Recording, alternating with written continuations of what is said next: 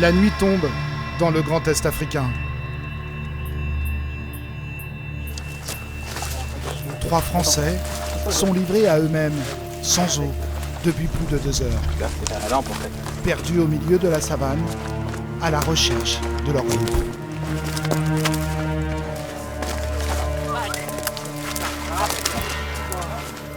Oh putain. Vous êtes là? Non. Mais non, mais on n'est pas au camp là.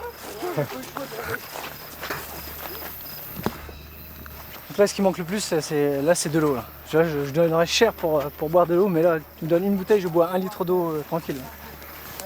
La gorge toute sèche, les lèvres sèches. Toi aussi la Pierre, non? Ah, là, je suis desséché. Là, on est dans la survie, dans le stage de survie, parce que ça, c'était pas prévu. Ça, c'était pas prévu. Comme de plus en plus de Français, ils ont choisi ce type de vacances un peu particulières. Tester leurs limites, se battre contre la faim, ces stages de survie ont le vent en poupe. Un retour à l'état sauvage qu'ils ne pensaient pas être si dur quelques semaines plus tôt. L'aventure commence dans la campagne picarde. Cet homme qui court, c'est José Armando. Dans quelques jours, il va participer à un stage de survie avec 8 autres personnes. Alors depuis 1 mois, il s'entraîne sans relâche. C'est pas trop vraiment à quoi s'attendre. Sur la longueur du trajet, sur la difficulté, sur le dénivelé. Donc je préfère avoir un minimum pour être en forme. Il a payé 2 000 € pour le plein de sensations fortes. Ouais, on fait un peu le tour, voir si j'ai rien oublié. Alors José et sa femme ont suivi les recommandations de l'organisateur à la lettre. Il a dû acheter toute une liste de matériel. Il y a bien sûr les indispensables, comme le sac de couchage, le tapis de sol ou les chaussures de randonnée. Mais pas de traces de produits d'hygiène de base. C'est juste marqué savon, il n'y a pas de dentifrice, il n'y a pas de brosse à dents. Je vais pas me laver les dents avec du savon quand même. Ah, il est bio. Bah oui. Mais certains vêtements surprennent un peu José. D'un côté, bonnet et gants, et de l'autre, maillot de bain. Alors du coup, je me suis fait une déduction. Est-ce qu'on va être dans un pays qui va être chaud la journée et froid le soir, d'où l'intérêt d'avoir le bonnet et le gant? Ou alors peut-être que Denis nous a fait cette liste et pour brouiller les pistes et là pour nous mettre vraiment encore plus dans le doute en fait. Car la petite particularité de ce stage de survie, c'est qu'aucun participant ne connaît la destination. Ils ne l'apprendront que quelques minutes avant le départ.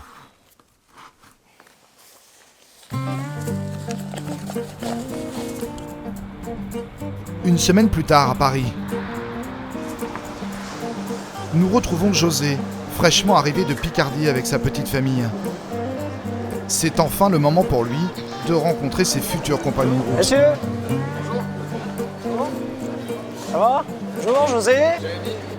Mais celui qu'ils attendent tous, c'est cet homme, Denis, l'organisateur. Car avec lui, l'heure est venue de connaître la destination de leur stage. Bonjour. Ah, il s'inquiète aussi alors. Bonjour. Et pour leur annoncer, Denis leur montre une série de photographies avec des indices sur la destination.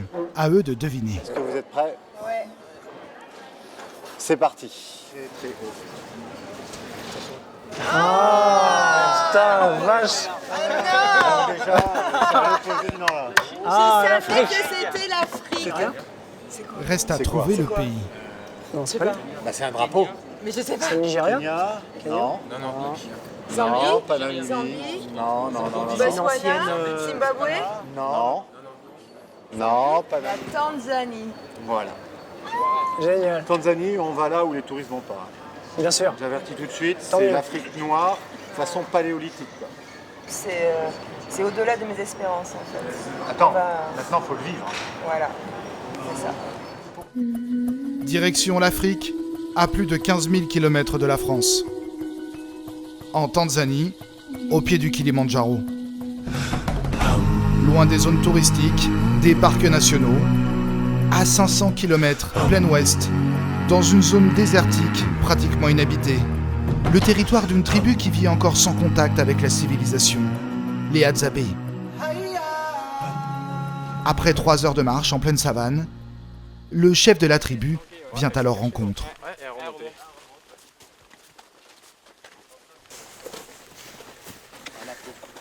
Bonjour. Bienvenue sur le territoire de la tribu Hadzabe. Nous habitons là-bas, un peu plus loin. Venez, je vais vous montrer notre campement. Allez, c'est parti. On reste sans voix. Ouais. C'est-à-dire que tu C'est es humble et impressionnant. là tu Ouais. as l'impression d'être dans un autre monde et tu écoutes, tu regardes, tu es attentif et ça prend plein les yeux, plein la tête. Et je pense que c'est que le début. C'est que le début. Et voici l'endroit où le groupe va passer les 6 prochains jours. Un amas rocheux, où les seuls abris sont des grottes. Ils dormiront à même le sol, et pour survivre ici, ils devront imiter cette tribu qui vit là depuis des milliers d'années. Pour les aider, Denis prend en main les premiers gestes. Il emmène un petit groupe chercher de l'eau. Sans elle, impossible de survivre plus de 2 jours. Tu crois qu'on est sur leur... Ah ouais, bien salé. Ah ouais, là, tout ce qu'on voit là, tout ça là. Ouais, goûte, c'est très très salé. En suivant les rivières asséchées, il leur montre où il peut y avoir des sources. Mais pour l'instant, aucune trace d'eau. À quelques centaines de mètres de là, d'autres sont partis à la chasse avec les Hadzabe. Ça vous plaît ça, Pierre? Pierre, José et Jérémy sont en pleine traque. Munis d'un arc, ils s'apprêtent à s'attaquer à l'animal le plus dangereux des environs, le babouin, un singe agressif aux dents acérées. À droite de là, tu vois? Ouais. Tu les Les vois ou derniers pas, rochers José? tout en Regarde. haut. Ah, ici, là? Il y en a 6, 7. Regarde, il y a un gros qui arrive, bouge pas.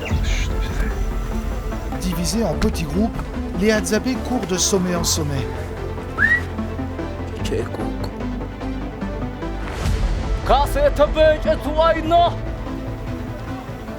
Avec leurs cris, ils font fuir les babouins et les poussent à se réfugier sur une seule colline. Devant les yeux ébahis des 3 Français, la stratégie des Hadzabe fonctionne. Encerclée, la colonie de babouins ne peut plus bouger. Il ne reste plus qu'à attendre la nuit pour lancer la chasse. Ils font plusieurs groupes, ils les concentrent à un endroit. Et après, Je pense qu'ils attendent qu'ils s'endorment. ils attaquent la nuit. Et là, ils nous appellent, il faut qu'on y retourne. L'heure de la chasse a sonné. En quelques minutes, le crépuscule laisse place à une nuit noire. Si les Hadzabe se déplacent à pas de velours pour ne pas réveiller les primates, le bruit des 3 compères résonne dans la montagne. Mettant sur ses gardes la colonie de babouins. L'un des chasseurs tente de tirer, mais les babouins aux aguets sont déjà réfugiés entre les rochers. La chasse est avortée, au grand désarroi des Hadzabe. On peut pas tirer, c'est trop dangereux. Si on peut tirer. Si, moi je te dis qu'on aurait pu. Le danger est trop grand, les babouins risquent d'attaquer. Décision est prise de rebrousser chemin. Après plus de 3 heures à errer à travers le bush, Pierre, Jérémy et José retrouvent enfin le groupe, à bout de force et assoiffés. On a failli se tuer parce qu'on a descendu la montagne. On a descendu la montagne dans le noir. Dans les ronds, c'était bon, t'essayes. Une aventure, mais surtout un échec, car ce soir, ils ne mangeront rien et devront se rationner en eau. Mais même si les ventres sont vides, tous sont tout de même heureux de pouvoir ce soir passer un peu de temps avec leur hôte. Ici nous sommes heureux, on n'a besoin de rien de plus que ce que la nature nous offre.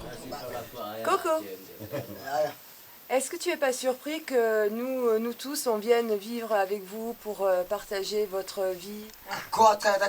Oui, on est très heureux de vous accueillir. Si tu le souhaites, tu peux rester avec nous tout le temps que tu veux. Mais moi, je viendrai jamais avec toi au village. Je suis libre ici. Donc il préfère que je reste ici, mais il ne m'amène pas ailleurs. Ah, et tu peux pas. c'est fait. Hein. Allez, on a signé On a là? vendu celui. Ouais, c'est pas. On a perdu Sylvie. On a gagné 2 bouteilles d'eau.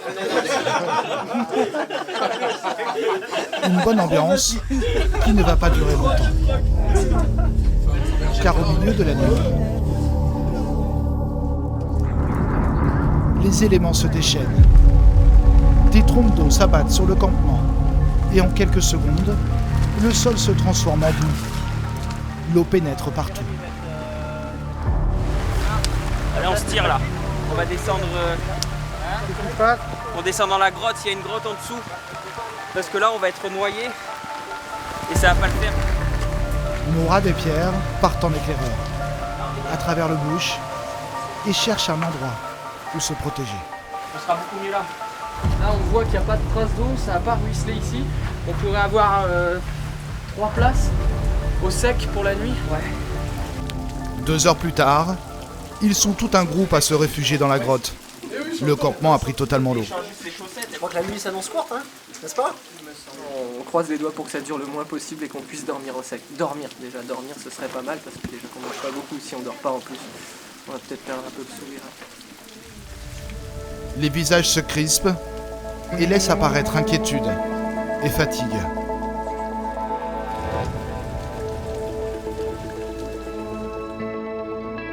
La pluie ne leur laissera qu'une heure de répit. Au petit matin, les stigmates de la tempête sont encore visibles sur le camp. Et le moral des troupes est en berne. J'ai les pieds trempés. La nuit était dure, ouais. Un peu plus que ce que je pensais. Et ils ne sont pas au bout de leur peine. Car si le campement est dévasté, leurs ventres sont totalement vides depuis leur arrivée en Tanzanie. Ils vont alors tout essayer pour tenter de se nourrir. Certains s'improvisent chasseurs à l'arc.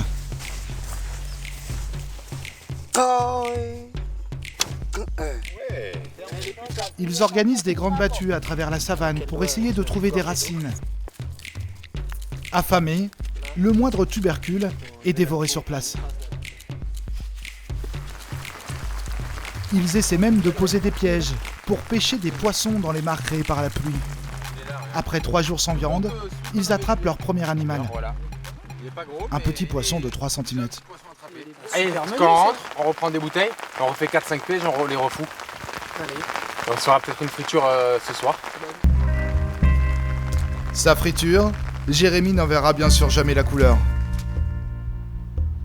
2 jours plus tard, le groupe est en grande difficulté. Fatigué, sale, et malgré leurs efforts, le ventre quasiment vide depuis 4 jours. Danny, 60 ans, le plus âgé du groupe, n'arrive plus à tenir sur ses jambes.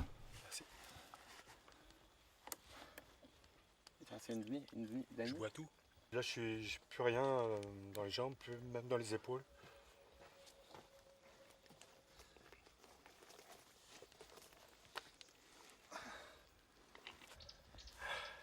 C'est énorme ce qu'il a fait, mon Dany. Le 11 mars, tu vas pouvoir fêter ça. Je suis content d'avoir réussi, quoi. Il a réussi son pari, aller au bout de lui-même. Et puis là, tout le soir, là.